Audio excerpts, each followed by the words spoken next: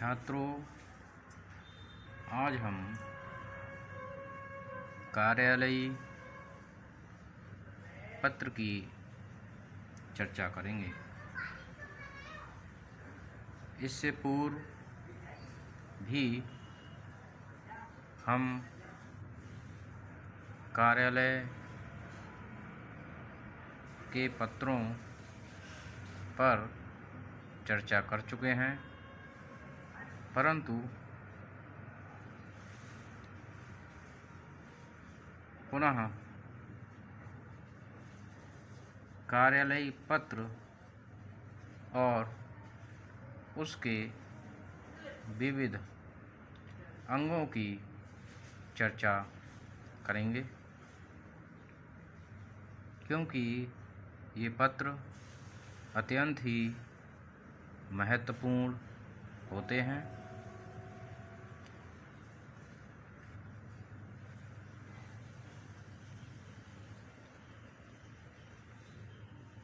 सरकारी, अर्ध सरकारी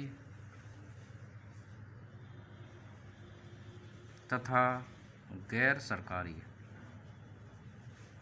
जिसे निजी संस्थान भी कहते हैं, में कार्यालय एक आवश्यक अंग के रूप में जुड़ा रहता है। इन कार्यालयों में विविध प्रकार के कार्य होते हैं, इसलिए इन पत्रों में विविध प्रकार के कार्यों का वर्णन रहता है। जब एक कार्यालय दूसरे कार्यालय से पत्राचार करता है तो उसे कार्यालयी पत्राचार कहते हैं। कार्यालयी पत्र व्यवहार के लिए जिन पत्रों का प्रयोग किया जाता है उन्हें कार्यालयी पत्र कहते हैं। ये पत्र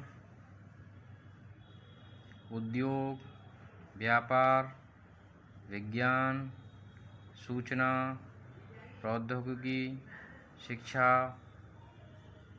बैंकिंग, सरकारी आदेश, निर्देश, अधिसूचना आदि विविध क्षेत्रों से जुड़े होते हैं।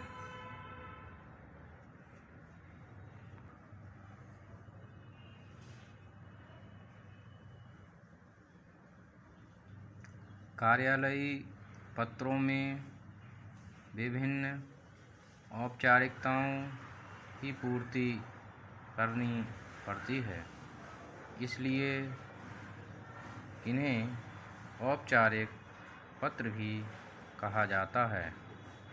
इन औपचारिक पत्रों का व्यवहार सरकारी, अर्ध सरकारी, स्वायत्तशासी बैंकों, बीमा कंपनियों, सार्वजनिक क्षेत्रों में व्यापारिक प्रतिष्ठानों आदि के मध्य होता है। कार्यालयी पत्राचार में शासकीय पत्राचार भी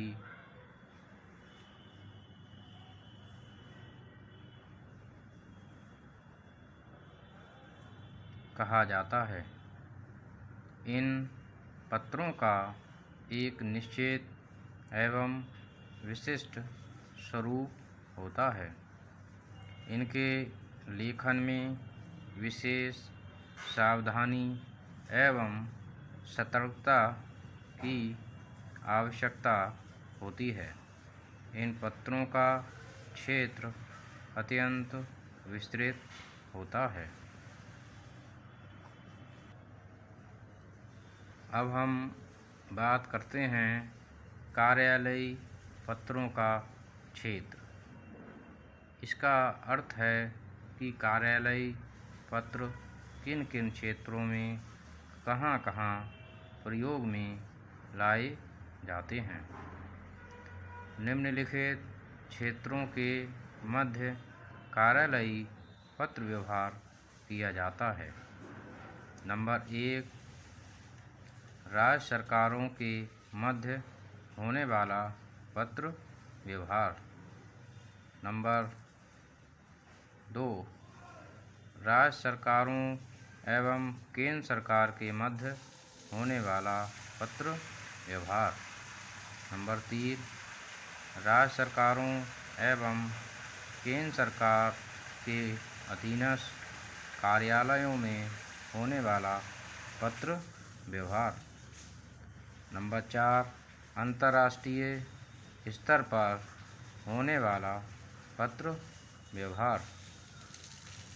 नंबर 5, शासन, सार्वजनिक संस्थाओं तथा संगठनों द्वारा व्यक्तियों से किया जाने वाला पत्र व्यवहार।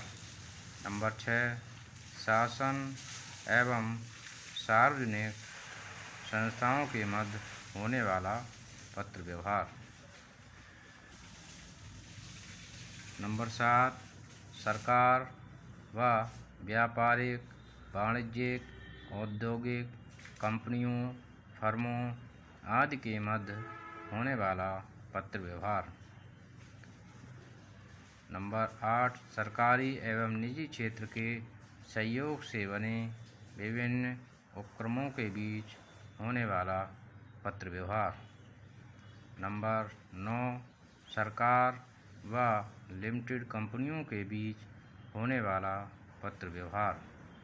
नंबर 10, केंद्र सरकार व केंद्र शासित राज्यों के मध्य होने वाला पत्र व्यवहार। इस प्रकार हम देखते हैं कि कार्यालयी पत्रों का क्षेत्र अत्यंत विस्तृत एवं व्यापक है। कार्यालयी पत्रों के क्षेत्र के बाद कार्यालयी पत्र के अंग की चर्चा करेंगे।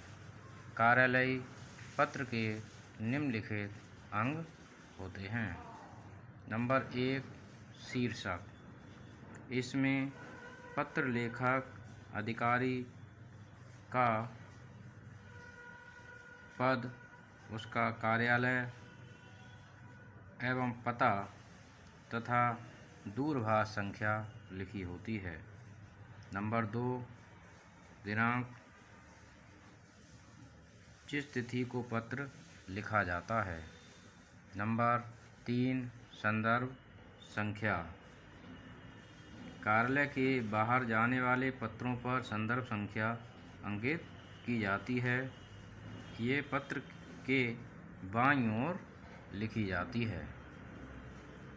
उसके बाद नंबर 4, प्रापक का पद व पता। प्रापक जिसे पत्र भेजा जाता है उसका पद और उसका पूरा पता अंकित किया जाता है। पत्र जिसे भेजा जाता है वह प्रापक होता है और जो पत्र लिखता है वह प्रेषक होता है। उसके बाद नंबर 5, विषय। पत्र प्रारंभ करने से पूर्व जिस विषय पर पत्र लिखा जा रहा है उस विषय का उल्लेख किया जाता है, जिससे पत्र प्राप्तकर्ता उसके संबंध में तुरंत जानकारी प्राप्त कर ले। नंबर 6, संबोधन या अभिवादन। पत्र प्रारंभ करने से पूर्व प्राप्तकर्ता को आदर सूचक शब्दों से संबोधन करना चाहिए। सरकारी पत्रों में महोदय, महोदया आदि शब्दों का प्रयोग किया जाता है। इसके बाद पत्र का मुख्य कलेवर। मुख्य कलेवर 3 भागों में विभक्त होता है: आरंभ, विषय और अंतिम भाग। आरंभ में किसी आगत पत्र का उत्तर देना होता है तो सबसे पहले उस पत्र की पत्र संख्या, तिथि एवं विषय का उल्लेख अपेक्षित रहता है। वर्णित विषय में इस भाग में भेजे जाने वाले पत्र का मुख्य विषय लिखा जाता है। यदि भेजे जाने वाले पत्र में एक से अधिक बातें हैं तो प्रत्येक बात अलग अलग अनुच्छेद में लिखी जाती है। अंतिम भाग पत्र के इस भाग में कार्य को शीघ्र निपटाने का आग्रह किया जाता है। नंबर 8 प्रशंसात्मक अंत। पत्र समाप्त करके धन्यवाद और उसके बाद दाईं ओर भवदीय शब्द लिखा जाता है। उसके बाद नंबर 9 हस्ताक्षर। पत्र प्रेषक का पद और पता भवदीय के नीचे अंकित होता है। उसके ऊपर भवदीय के नीचे हस्ताक्षर होते हैं। यहाँ कार्यालय सील भी लगाई जाती है। हस्ताक्षर पत्रों में अत्यंत ही महत्वपूर्ण माना गया है। इसके बाद नंबर 10 पृष्ठांकन। यदि पत्र की प्रतियां कहीं अन्यत्र भेजी गई हों तो पृष्ठांकन संख्या डालकर उनका भी उल्लेख करना चाहिए। उसके बाद नंबर 11 संलग्नक। पत्र के साथ जो सामग्री भेजी जाती है उसका उल्लेख बाईं ओर संलग्नक में होता है। उसके बाद नंबर 12 टंकक का नाम। पत्र के बाईं ओर टंकक का संक्षिप्त नाम भी अंकित होता है। इस प्रकार यह पत्र के विभिन्न अंग होते हैं और हर अंग अपने आप में महत्वपूर्ण और प्रासंगिक होता है। तो छात्रों, मैं समझता हूँ कि आज यह पत्र और पत्र के क्षेत्र तथा उसके अंग आपको भली भांति समझ में आ चुके होंगे। धन्यवाद।